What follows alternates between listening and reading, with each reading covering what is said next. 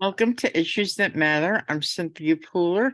My guest today is Scott Ritter and Diane Sare, and they're going to talk about a really unpleasant experience that happened in the world this week. The shipment of arms the tanks from Germany that are going into the Ukraine. So, Scott, why don't you start? I think this is a really terrible situation we're in right now. Well, I think first of all, we need to put it in its proper perspective. Understand that the tanks that have been promised by NATO aren't in Ukraine yet. Many of them will never arrive in Ukraine.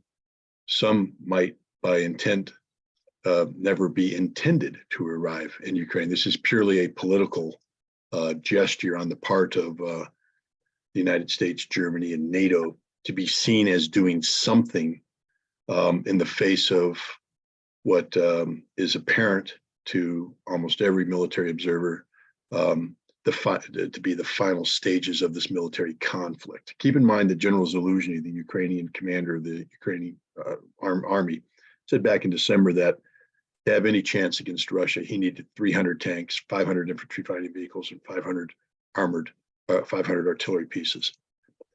In the aftermath of the Ramstein contact groups meeting on January 2nd, that is where the NATO defense ministers meet with Ukrainians to come up with the level of military support that will be provided, and then the subsequent discussion of tanks. Let's just quickly go over what has been promised by NATO. About 240 infantry fighting vehicles, 90 of which aren't really infantry fighting vehicles, but Stryker wheeled infantry carriers, which means we're down to 150 infantry fighting vehicles, 125, 130 artillery pieces, and now about 140 tanks. Okay, we're talking less than 50% of the tanks that Zaluzhny said he had to have. We're talking 50% of the armored fighting vehicles that he said he had to have, and around, 10% of the artillery he said he needed to have. So, or 20%. The bottom line is, even if all this equipment materializes on the Ukrainian battlefield at the same time, staffed with fully trained Ukrainian forces, and able to be maintained properly for combat sustainability, it's absolutely inadequate to the task. And here's the other reality. It's not going to arrive on the same time. It's not going to be equipped by or staffed by trained personnel. And it's have nowhere near the level of maintenance and logistical support necessary to sustain it in combat. This is just a fantasy on the part of NATO. Now, it doesn't mean that if and when some tanks, some infantry fighting vehicles, and some artillery pieces arrive, that it won't create a problem for the Russians. But it's a problem that the Russians have been prepared for many years to deal with. Since 2008, Russia has been rebuilding its military, both organizationally and in terms of structure and equipment, solely for the purpose of fighting a large-scale ground war in Europe against NATO. So for every NATO tank, every NATO infantry fighting vehicle, every NATO artillery piece that people are talking about sending to Ukraine, Russia is already aware of this. And Russia has built their own military technical capability to handle it. The Russians aren't afraid. It's not like the Russian troops right now are urinating in their pants, fleeing home to mommy because a Leopard 2 tank is going to show up on the battlefield. The Russians are saying, okay, it's unfortunate, but bring it on because we'll kill it. We have the means to kill it. We know how to kill it. We're ready to kill it, and they will kill it. They'll kill every single thing that Ukraine brings to bear on the battlefield. But the other thing is, this stuff is going to be staggered in. I mean, a lot of this equipment. Let's talk about the American M1 tank for a second, because this is the precursor. Germany wouldn't have given the green light for the Leopard unless the M1, the Americans promised to put the Abrams battle tank on there. But the Americans are saying, well, yeah, we'll give you tanks, but not our tanks. You're not getting the good stuff. You're not getting the stuff with the depleted uranium armor and the modern fire control, because, gosh, that's top secret. And we can't give it to you because it might be captured by the Russians, and then they'll know all our secrets. So we have to give you the bad stuff. We have to give you the stuff with just the regular steel armor. And we don't make those anymore. So we're going to have to go and turn to the only factory in America that does produce these tanks. And we're going to have to build them from scratch.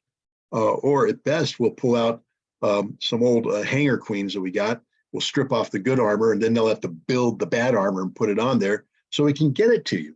And that may take, a year. And imagine that when this stuff does show up, understand that under ideal circumstances, an Abrams tank for every hour of operation needs 3 hours of maintenance. Ideal circumstance. Now let's put it in the hands of Ukrainians that don't know how to use it, or we're going to break it. We're talking basically for every hour it can be used on the battlefield, you're going to need 6, 9, 10 hours of maintenance. And who's going to maintain it? It takes 22 weeks to train an Abrams tank crew to have basic comprehension of how to use this system. Doesn't mean they're experts. It just means they can actually use it. 22 weeks is a lot of time. And then we have to train maintainers, people who know how to do stuff. The Ukrainians aren't going to get maintainers. They may get a guy who can throw on a thrown track, put on a track, or replace a spark plug or change the oil. But if the tank breaks down, as it will inevitably very shortly after it's used in combat, it's going to have to be taken off the battlefield and taken back to a NATO territory to be repaired. So think about it. Let's say they finally get these tanks and they bring them into Ukraine, and the Russians don't destroy it on the train tracks or wherever, because these are big things. You can't hide them very easily. And they make it to the front line, and the Ukrainian soldier gets in it, turns the ignition, and the thing doesn't break. And they drive it to the battlefield. They're either going to be killed immediately by the Russians who are waiting for them, or it's going to break and they're going to have to take it off the battlefield all the way back to be repaired. And we can repeat this with the Leopard. We can repeat this with the Leclerc. We can repeat this with the Challenger. I mean, and every time I mention a new tank, the Italians are talking about providing some tanks of their own design. It's a whole new logistical support nightmare. This is the dumbest thing in the world. Literally the worst thing we could be doing for the Ukrainians to give them these tanks. Because 1, the Russians know how to kill them. 2, the Ukrainians don't know how to maintain them. And 3, we can't get them there in a timely fashion. We're going to be staggering these things in little penny packets. And the Ukrainians are already under tremendous pressure on the front line. So rather than wait and be able to absorb all this material and hold it and consolidate it for an armored fist, they're going to just bleed it off to the battlefield, commit it to where it's needed, where it's going to be annihilated, because a tank in isolation is nothing more than an expensive metal coffin. This is the truth. So this has no military value, none whatsoever. People need to understand that. This is purely political reason for why. Ask Zelensky, he just said, or ask Zaluzhny, the general. When he asked for that equipment, he said, if you don't provide me this, we're going to lose. Listen to what I just said. The commander of the Ukrainian armed forces said, if I don't get 300 tanks, 500 infantry fighter vehicles, and 500 artillery pieces, all at the same time with trained people, I'm going to lose. You can't change that. Well, he's not getting that. I just told you, it's less than 50%. It's going to be penny packeted in. Listen to Zaluzhny, to the Zelensky, to the Americans. If I don't get the M1 Abrams tanks by August, it's too late. What do you mean too late, Mr. President? Too late for what? Oh, you're going to lose the war. That's right, because any military professional worth his or her salt knows exactly what's happening right now. The Russians are on the offensive. They're shaping the battlefield to their advantage. They're causing the Ukrainians to commit whatever little reserves they have. They're grinding them up, exposing gaps in the Ukrainian order of battle, their defensive positions, and then the Russians will commit. Those 300,000 Russians who are equipped with modern Russian tanks that work, to be maintained, they know how to operate, and they're going to cut through the Ukrainians like a hot knife through butter. But this isn't even the worst part. See, this is all known. This has all been a political. The tragedy here is what's happened to Germany. You see, today is Holocaust Remembrance Day. I hope everybody understands what that means. In short, it means never again. Never again will the world community allow an evil to raise its head like we did with Nazi Germany to perpetrate these horrible crimes. But for Germany, it means so much more, because the Germans were that evil. They were Adolf Hitler. They were the Nazis. Never again means never again will Germany allow itself to be overcome by the forces of militarism, where German equipment will be sent abroad for nefarious purpose. In fact, I have to do the research, but I even think it's enshrined in German law that German military equipment can't be sent abroad for these purposes. So for the Germans to send Leopard tanks, to agree to send Leopard tanks, and here's the real sick part of it, send Leopard tanks to Ukraine to kill Russians. It means they've forgotten their history. It means the issue, the concept of never again, no longer applies to Germany. It means that Germany is in danger of becoming that which we had all conspired to destroy back in 1945. When I say we, I mean the Russians, the French, the British, and us said this evil fascist empire must be eliminated, removed from the face of the earth. You know, the Germans are lucky that there was an advisor to Franklin Roosevelt who came up with a plan. I think it was a Rosenthal plan. But basically it was to de-industrialize Germany. Say you no longer have a right to be an industrial nation because we can't trust you. Say if we give you heavy industry, then you're going to want to build tanks. And when you build these tanks, you want to send them over to places like Ukraine for the purpose of killing Russians. So rather than give you this temptation, we're just going to simply say, no, you're an agrarian nation. All you get to do is grow crops. Now that didn't happen because of the Cold War and the need for West Germany to become part of the NATO, and we needed their industry and all this kind of stuff. But the point is, maybe Rosenthal had a point, because now we've allowed Germany to reunify. And I say we allowed it. The Germans are like, we have a right to. No, you don't, guys. You lost the war. You have no rights. We should have killed you all because you are all Nazi scum. But we said, no, we're going to give you a chance, give you a shot at life. And we did. And they're failing right now. They're failing. They're becoming that which they said they never wanted to be. We gave them the ability to become an industrial nation, and they've turned that industry into a war machine. That war machine is producing product now. It's going to Ukraine to kill Russians, going to Ukraine to kill Russians. Think about that. German tanks are going to Ukraine to kill Russians in defense of neo-Nazis. It's sickening, disgusts me. And that's the most important takeaway here. Not impact these tanks are going to have on the battlefield. The Russians have that one totally under control. NATO has lost control of Germany, and that's the scary part. Diane?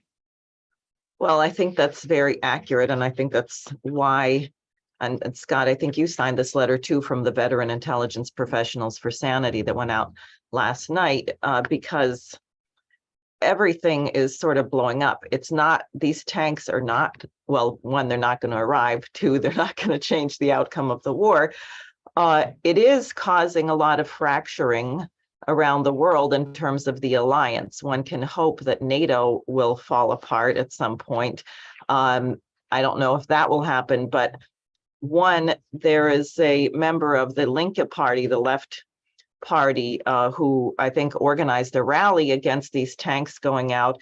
She said, interestingly, that it was the Greens and the Liberals. She said now in Germany, the Green Party and the so-called Liberal Party are the neocons.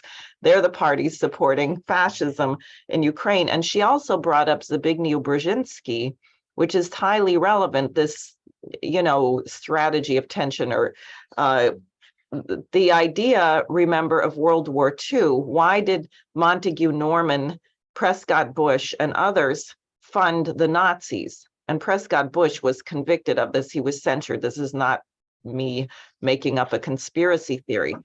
They wanted Germany and Russia to destroy each other. That was the intent. So and what do you think Russia would be more likely to strike? Scott can answer that, but I would suspect it would be Germany. It's there.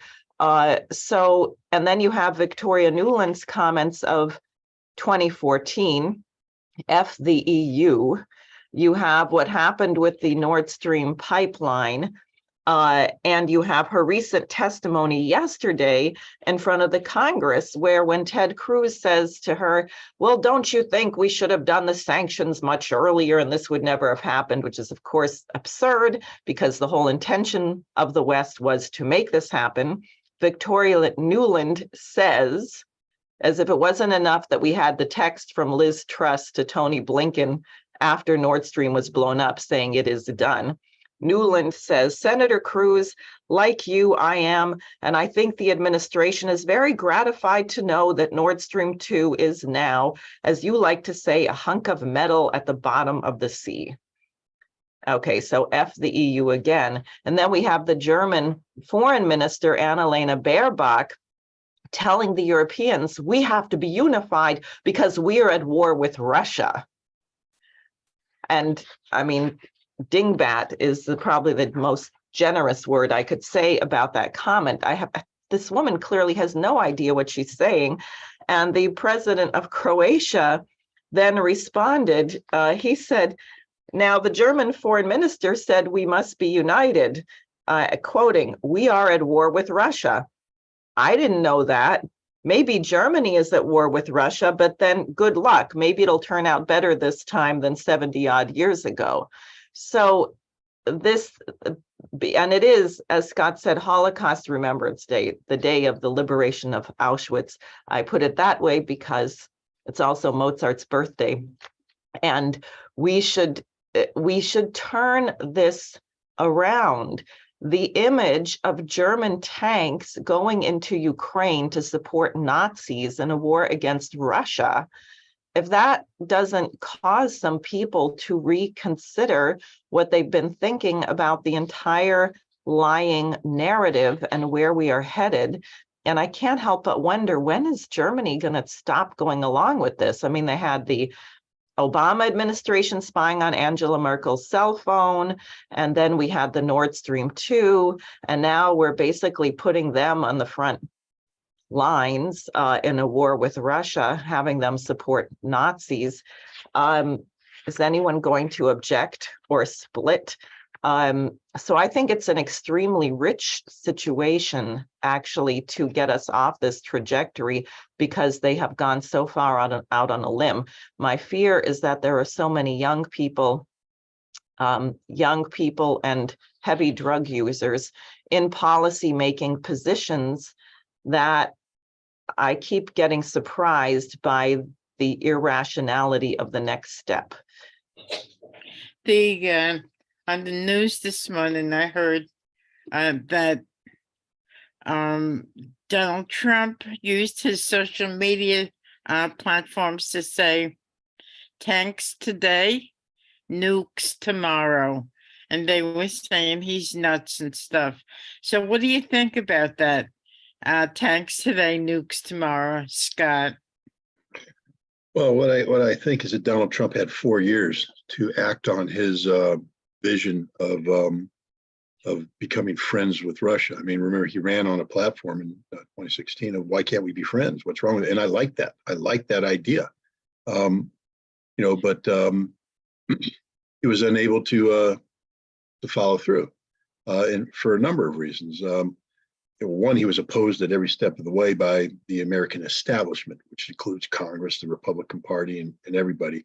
The Democrats attacked him, accused him of being, one of the best ways to undermine this effort for being friends with Russia was accusing him of being put in power by Vladimir Putin. So therefore, every time he reached out, people said, aha, he's just reaching out to the puppet master. But we now know that that wasn't true, but it doesn't matter. He was undermined. And two, he didn't have the courage to do it. He doesn't have the knowledge. He doesn't know anything about Russia. He doesn't know anything about foreign relations. He doesn't know anything about anything. He has a basic fundamental businessman's understanding that NATO makes no sense from a business standpoint. He's right. But he doesn't understand that NATO makes no sense, period. Or otherwise, he wouldn't have continued to argue for increases in defense expenditure. Why double down on stupid, which is what he did. The other thing is, what is Donald Trump's negotiating strategy? We've seen it with the North Koreans. We've seen it elsewhere, where he says, before he could get to denuclearization in North Korea, he had to challenge Kim Jong-un with fire and fury. Does he really think he's going to threaten Vladimir Putin? Does he think Vladimir Putin gives one you-know-what about Donald Trump's threats? Putin doesn't. Putin doesn't play that game. So what is Donald Trump's negotiating strategy going to be? Vlad, either make peace with me or what? Or what? I mean, for Donald Trump to actually come to the table with Russia today to have a chance for peace. And remember, Peskov, the spokesperson for the Kremlin, said he's right. This war could end today if America came to the table. But what does America have to say? America has to acknowledge reality. Crimea is Russia forever. The 4 districts that have been absorbed by Russia are Russia forever in totality.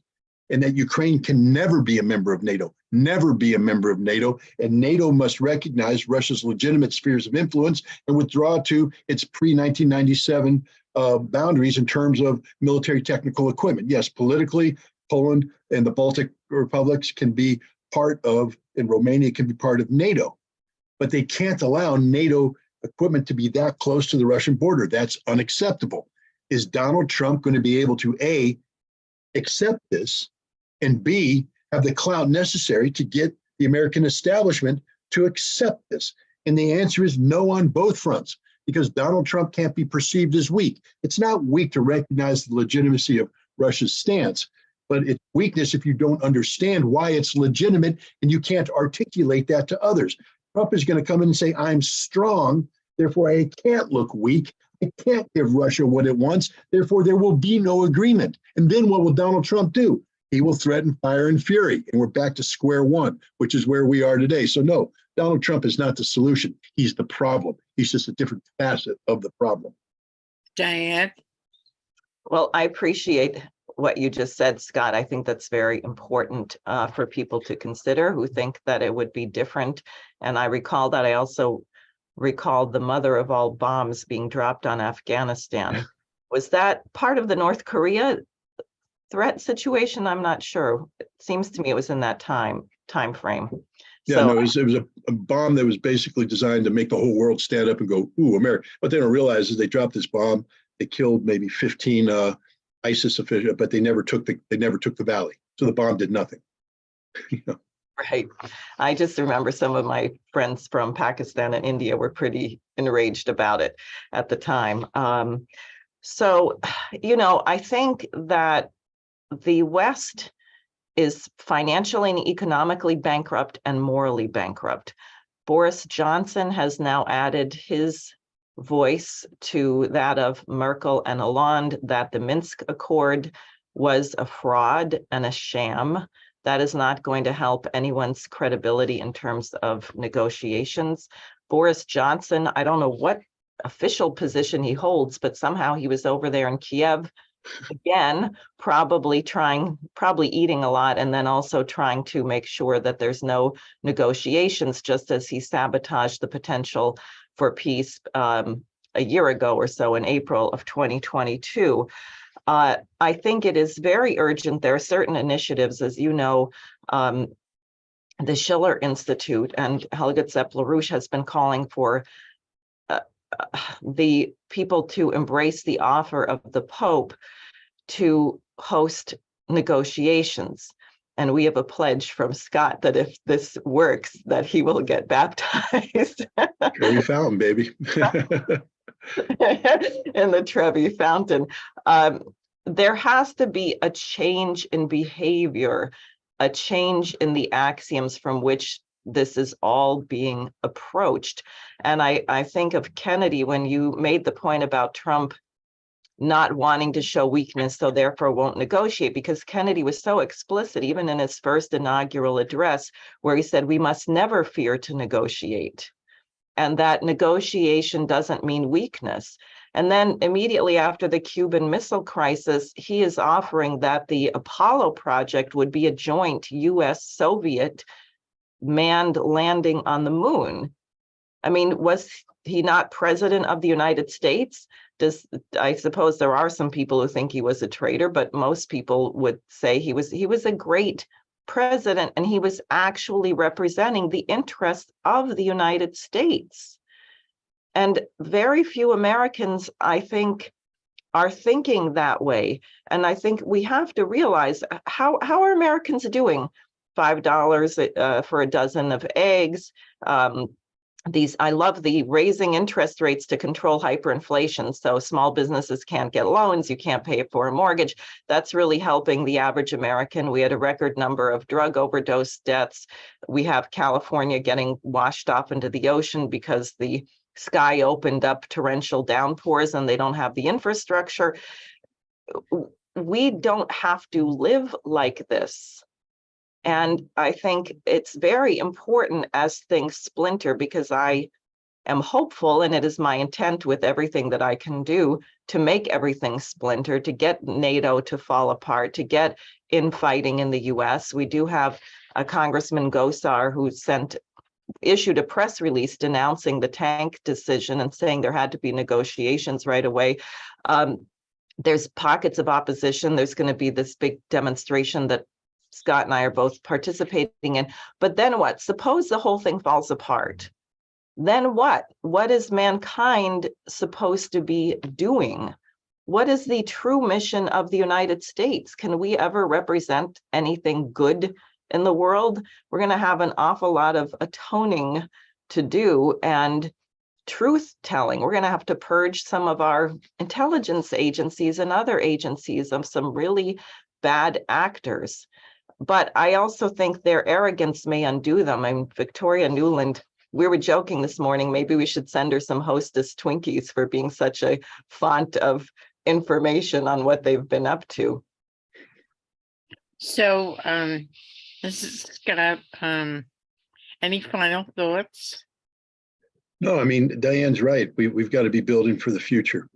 It's one thing to talk about tearing down the establishment, but as I was always reminded in the military, if you're going to criticize something, have a plan on what to do. And I know Diane has a plan. She's putting, it's not just sweat equity, but skin equity into the game, making another run for Senate. And I wish her the best of luck on that. I'm going to try and do my best to use whatever resources I can assemble to help promote communication between the United States and Russia that is conducive to arms control. I think there's a very important role for arms control in the future, and there's other people out there that are doing similar things. And it's this kind of work that gives me hope that we have Americans who are cognizant of the fact that what's happening today is not right, and that there is need for an alternative vision, alternative solutions, and hopefully we can find a way to bring these ideas together and achieve a good outcome. Because otherwise, the future doesn't look too good for any of us. But again, I want to thank you, Cynthia, for allowing me on. Unfortunately, I have to run right now, but thanks for having me on, Diane. Thank you, and. Okay. I'll catch you guys later. Thank you. Okay, thank you. Thanks, Scott. Have a good day, everybody. All right. Thanks, Cynthia. So